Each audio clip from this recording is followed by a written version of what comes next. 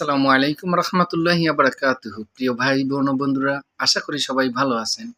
আমি দিনী বিষয়ে একটা কথা স্পষ্ট বোঝানোর চেষ্টা করব। আমার জ্ঞান দ্বারা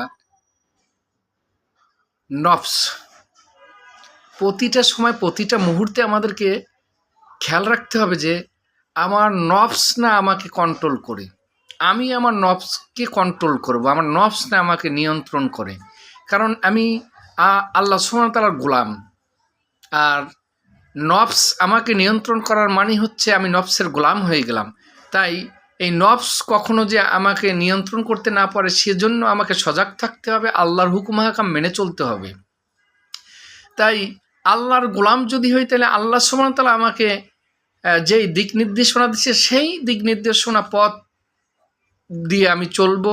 আর যখনই মানুষ নফসের গোলাম হয়ে যায় তখন মানুষ বিভিন্ন রকম কুকর্মে, অপকর্মে, শিরক, বিভিন্ন পাপাচারে জড়িয়ে যায়। তাই আমাদের দেশের বড় বড় ধর্ম ব্যবসায়ীদেরকে বলবো, প্রিয় বন্ধু, আপনাদেরকে যেন আপনাদের নফস নিয়ন্ত্রণ না করতে পারে, আপনি আপনার নফসকে নিয়ন্ত্রণ করবেন।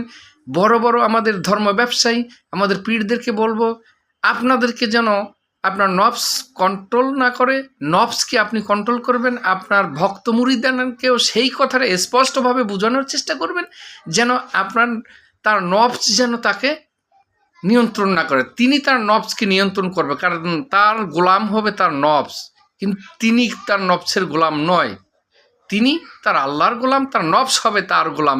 এই কথাগুলো স্পষ্টভাবে বোঝানোর চেষ্টা করবেন।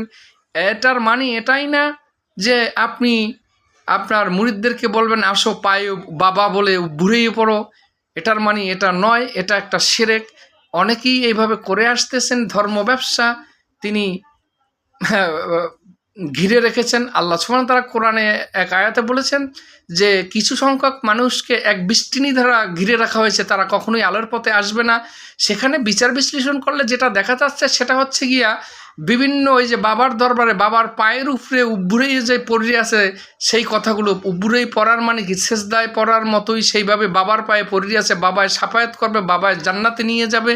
এমন কোনো কোথাও এমন স্পষ্ট কোনো কোথাও কিছু লেখা নাই যে বাবায় জান্নাতে নিয়ে যাবে। কারণ কোরআনে যেখানে স্পষ্টভাবে অনেক আয়াতগুলোই আছে, আমি সাধারণ মানুষ, আমি সেভাবে আসলে বলার মতো যোগ্যতা নেই, তাই আমি বললাম না।